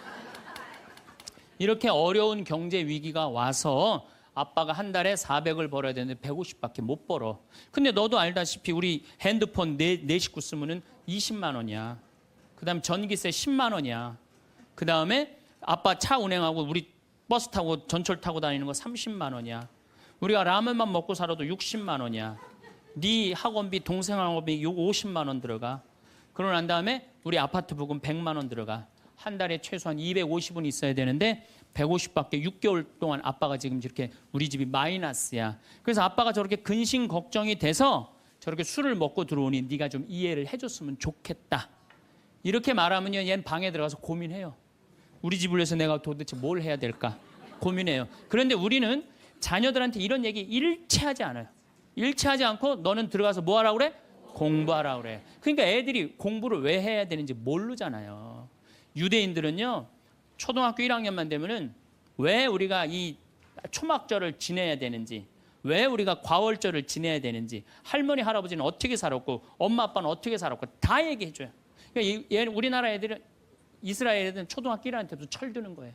우리 역사, 이런 역사 안에서 내가 살아가야 되는구나. 제가 지난 3월 달에 내가 이제 다음 겨울에 12월 달에 그 강의를 이제 말씀을 드릴 거예요. 3월 달에 이스라엘에 초청을 받아서 갔다 왔어요. 근데 마침 내가 그 사막 체험을 했는데 그때 이스라엘의 영재 아이들이 거기 왔었어요. 천재 아이들이죠. 근데 이스라엘은 고등학교 3학년 18살만 되면요, 무조건 군대 가야 돼요. 3년. 남자고 여자고 다 3년.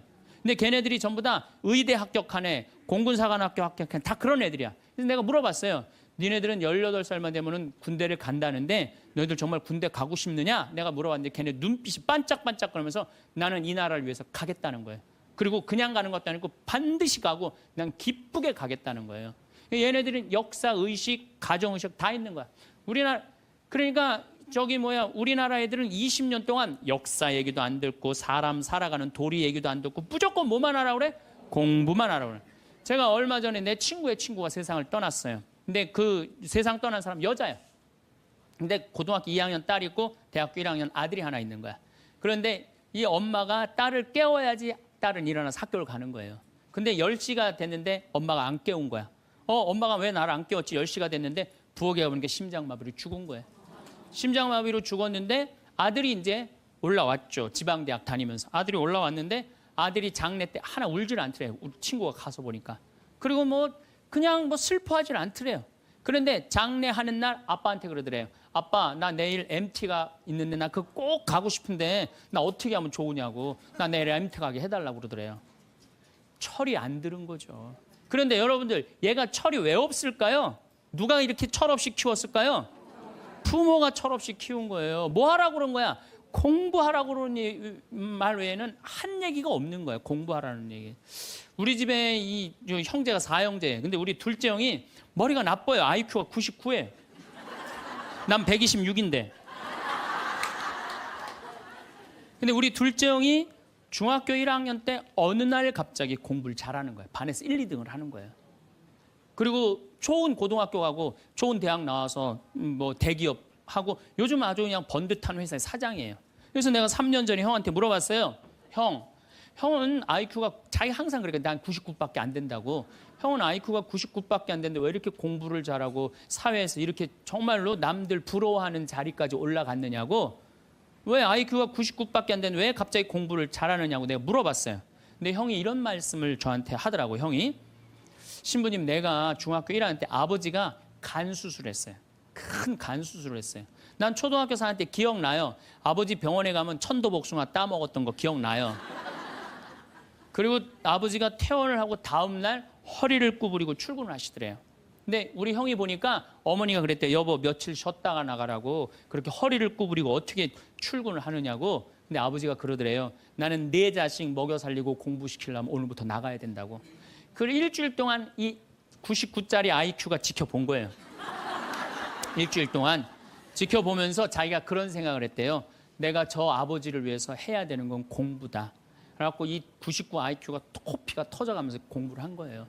근데 그 아들은 내가 봐도 그때부터 효자인데 지금까지도 효자예요. 왜? 부모의 삶에 동참했기 때문에. 여러분들은 자녀를 여러분들의 삶에 얼마나 동참시키세요? 어제 내가 평창에서 강의를 했는데 할머니 한 분이 평생 한 번도 그런 얘기 안 했대. 자식한테 먹여주고 재워주는 거 외에는 한 게 없다는 거예요. 여러분들, 개는요 10마디 알아듣는데요.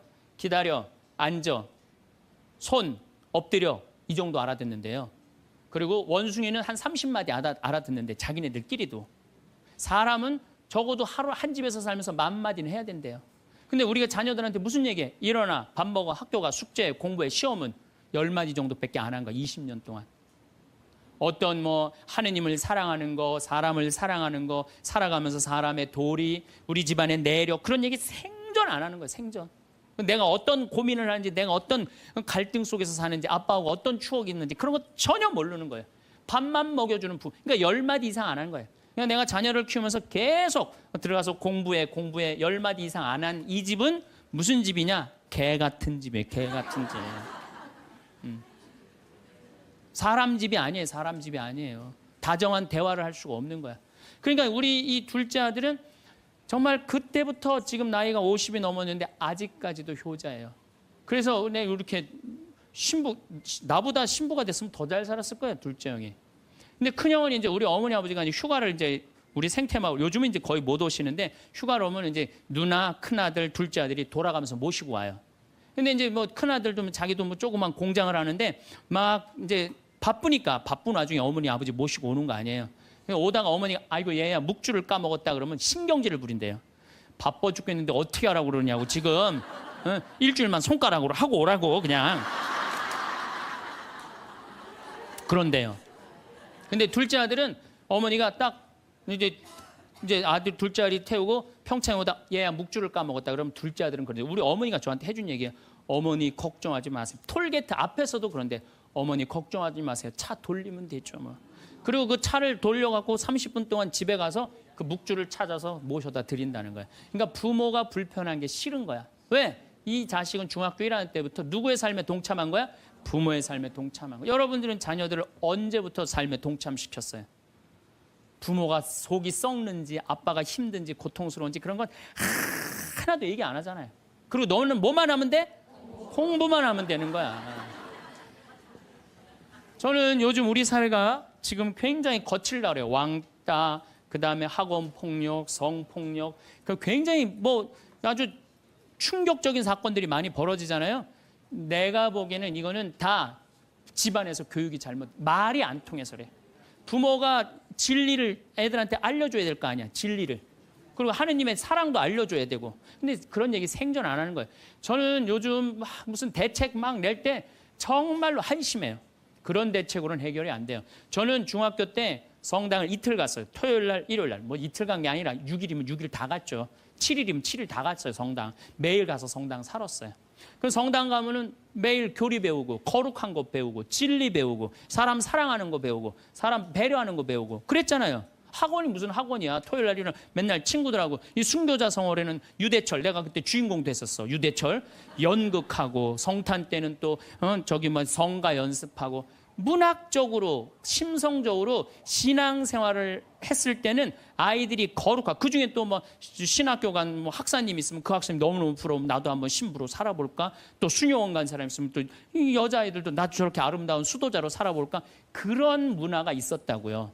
근데 우리 천주교만 그런 게 아니라 자라보면 교회 다니는 애들, 절에 다니는 애들 다 그렇게 자랐어요. 그러니까 심성이 예쁘게 자라는 거죠. 근데 요즘 애들은 뭐만 해요? 공부만 해요. 그러니까 심성이 예쁘게 자랄 수가 없는 거예요. 아무리 대책을 발표해봐요. 소용이 없는 거예요. 그래서 나는 진짜 똑똑한 정치인이라면은 토요일 날, 일요일 날 신앙생활 하게 해야 돼요. 똑똑한 정치인들이라면. 그 문화생활 하게 해야 돼, 애들이. 절대 공부를 하면 안 돼요. 토요일 날, 일요일 날은.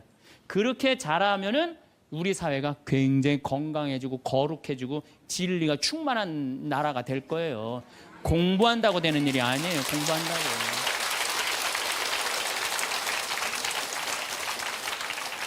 그러니까 자식들하고 대화를 하려고 해도 대화를 해본 적이 있어야지 대화를 할 거 아니야.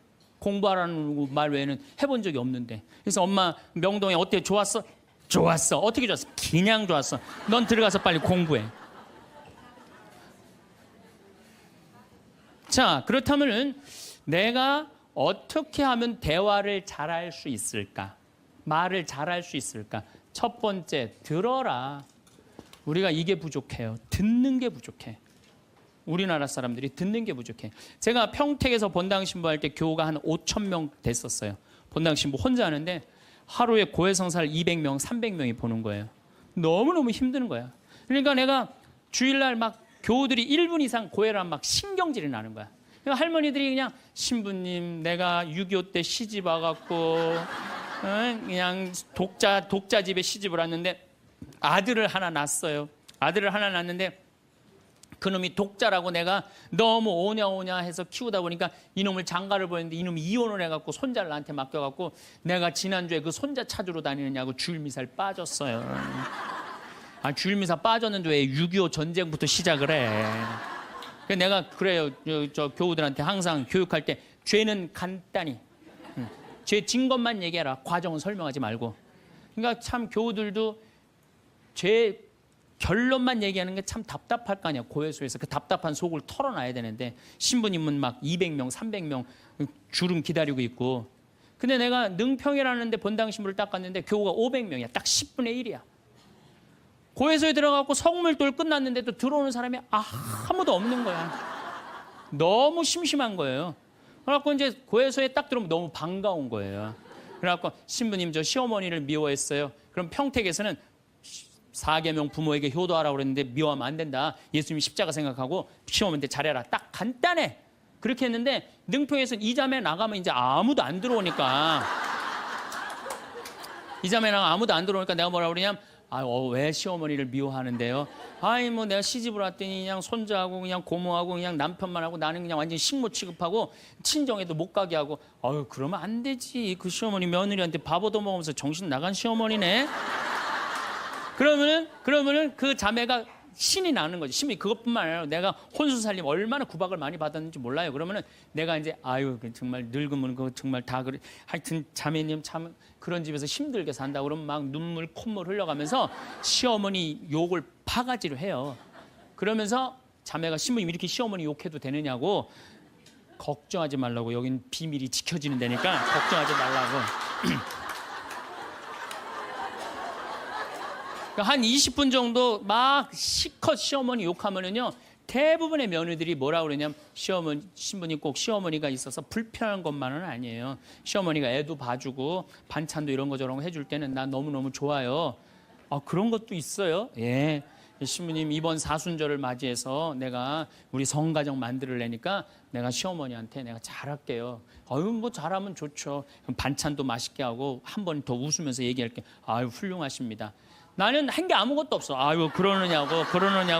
그러면 자기가 고해하고 자기가 훈화하고 자기가 보속하고 자기 결심까지 다 하기가 나가.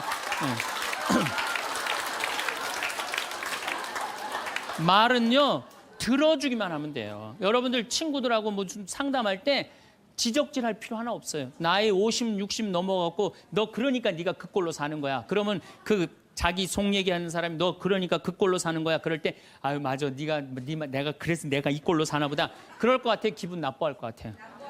당연히 기분 나빠하죠. 당연히. 우리 집에 많은 그 중고등학교 학교 다니기 싫어하는 애들을 데리고 와요. 요즘 내가 바빠서 거의 상담을 못 하는데 데리고 오면은 얘가 학교를 안 간다는 거예요. 중학교 2학년, 3학년 애가 학교를 관두겠다는 거예요. 그러면 내가 많은 경우 상담을 하면은 거의 90%는 그랬던 것 같아요. 너 학교 많이 다니기 싫으니? 네, 다니기 싫어. 그럼 관둬. 뭐 다니기 힘들고. 신부님한테 다니라고 설득하러 데리고 왔는데 신부님이 뭐라 그래? 나는 이제 그렇게 마음 먹고 애가 오는 거예요. 저 엄마가 날 저기까지 데려간 거는 나를 학교를 다시 다니게 설득을 시키려고 저 신부를 만나게 해주는구나. 근데 내가 관둬. 뭐하러 다녀? 내가 엄마한테 자세히 얘기해 줄 테니까 너 관둬. 근데 왜 다니기 싫은데 이유가 뭐야? 그럼 공부도 따라가기 힘들어. 그래, 맞아. 한번 따라지면 그거 못 따라가. 너 있잖아. 너는 머리로 살 놈이 아니라 내가 보기엔 몸으로 살 놈이다, 너. 너 우리 생태마을에 와갖고 농사나 져라. 그러면 이제 자기 친구 얘기, 부모한테 섭섭한 얘기 다 해요. 그럼 얼마나 힘들었겠니? 그 다니기, 너 수업 시간에 조는 이유가 있지.